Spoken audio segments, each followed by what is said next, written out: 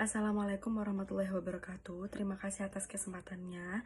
Kami dari kelompok 3 mata kuliah seminar akuntansi kelas FC yang beranggotakan Rahmila Deswinta, saya sendiri dengan NIM 2017-310604. Kemudian rekan saya Muhammad Hafiz dengan NIM 2017-310657, Sukmawati Subagio Putri dengan NIM 2017-310686, dan Nur Arifa Oktaviani dengan NIM 2017-310700 akan mempresentasikan tentang mereview artikel. Kemudian yang pertama ada bagian 1, yaitu review riset terdahulu dengan judul Pengaruh Karakteristik Tugas Terhadap Keberhasilan Sistem Perencanaan Sumber Daya Perusahaan dengan Karakteristik Pengguna dan Karakteristik Organisasi sebagai Variabel Mediasi. Di mana tahun penelitian ini yaitu pada Juli tahun 2019, dan teori yang digunakan dalam penelitian ini yaitu ada determinan atau faktor penentu keberhasilan sistem informasi. Kemudian teori yang kedua yaitu perencanaan sumber daya perusahaan.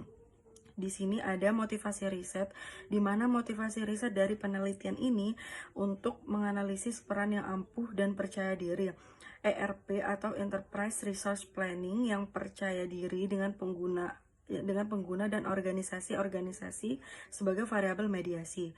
Dan ada tujuan riset, di mana tujuan riset dari penelitian ini yaitu bertujuan untuk mengukur pengaruh kesesuaian tugas dan kompleksitas tugas terhadap keberhasilan sistem ERP, baik secara langsung maupun dimediasi oleh karakteristik variabel pengguna dan karakteristik organisasi. Selanjutnya yaitu rancangan riset, variabel yang digunakan, di mana dalam penelitian ini variabel yang digunakan adalah variabel independen dan variabel dependen.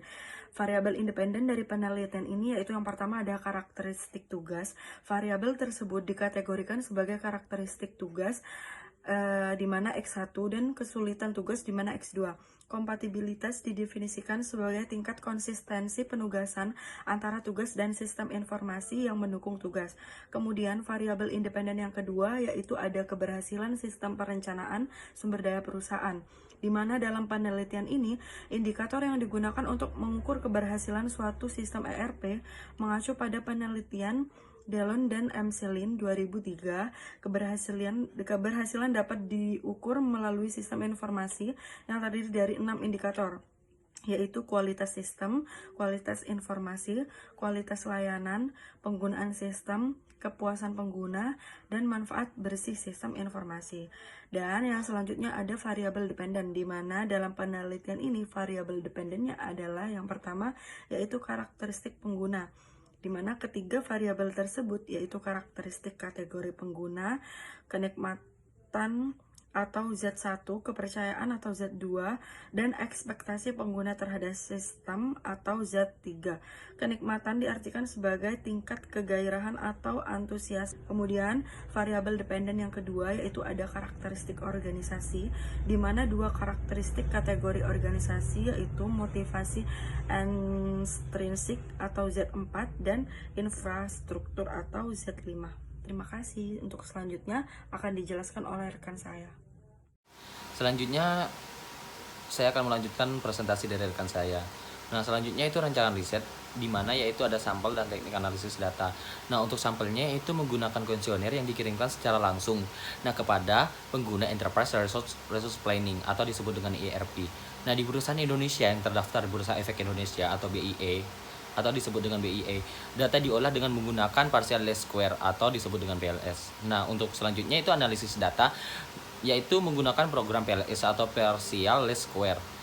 Pengujian ini menggunakan dua analisis, yaitu analisis model dalam dan model luar. Nah, analisis model luar yaitu dilakukan untuk memastikan bahwa pengukuran yang digunakan sesuai sebagai pengukuran atau disebut dengan valid dan reliable. Nah, uji validitas PLS dilakukan dengan dua cara, yaitu dengan validitas converging atau validitas diskriminan. Nah, reliabilitas PLS dapat diuji dengan dua metode, yaitu Cronbach's Alpha dan Composite Reliability. Selanjutnya itu hasil riset. Nah, hasil riset itu ditemukan bahwa kesesuaian tugas secara signifikan mempengaruhi sistem ERP. Nah, baik secara langsung atau dimediasi oleh variabel pengguna dan organisasi-organisasi. Nah, kesulitan tugas juga secara signifikan mempengaruhi ERP jika dimediasi oleh sistem kenyamanan variabel atau pelanggan. Nah, keberhasilan sistem ERP dilakukan oleh tugas-tugas berdasarkan dan kompleksitas. Tugas melalui sistem kenyamanan pengguna dalam menggunakan sistem informasi. Dan selanjutnya itu keterbatasan riset.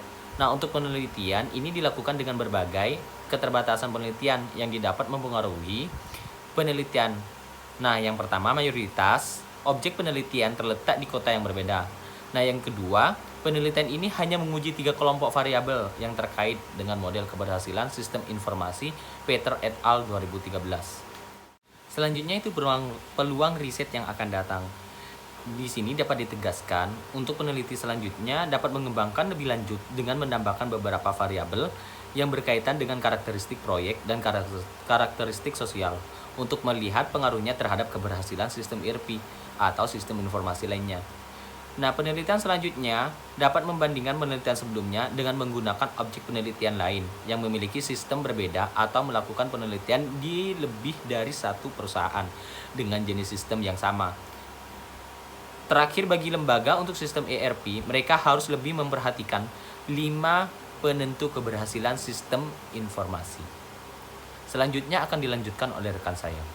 Terima kasih atas kesempatannya. Saya Sukmati Subagi Putri dengan NIM 2017 310686. Saya akan melanjutkan presentasi dari rekan saya, yaitu bagian 2 ide riset yang berjudul pengaruh kepemimpinan serta pelatihan dan pengembangan sumber daya manusia terhadap kinerja dengan motivasi sebagai variabel mediasi. Teori yang digunakan yaitu teori pada penelitian ini termasuk teori motivasi.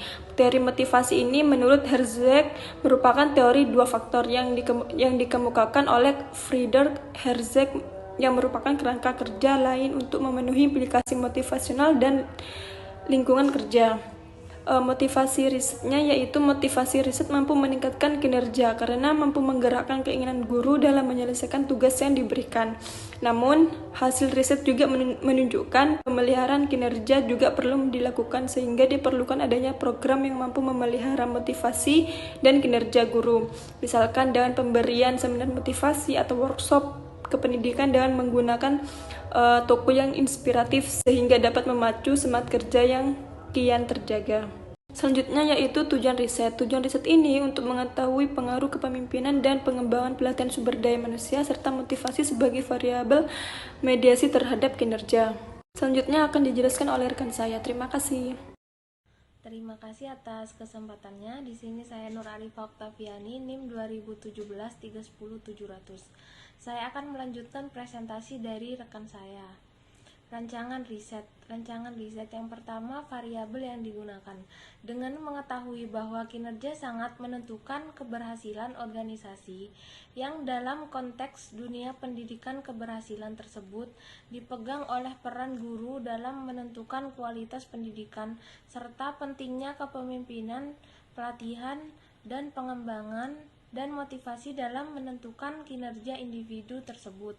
Adanya perbedaan hasil penelitian terdahulu, maka penelitian tertarik untuk melakukan studi terkait pengaruh kepemimpinan dan pelatihan pengembangan sumber daya manusia terhadap kinerja dengan motivasi sebagai variabel mediasi dengan hipotesis sebagai berikut.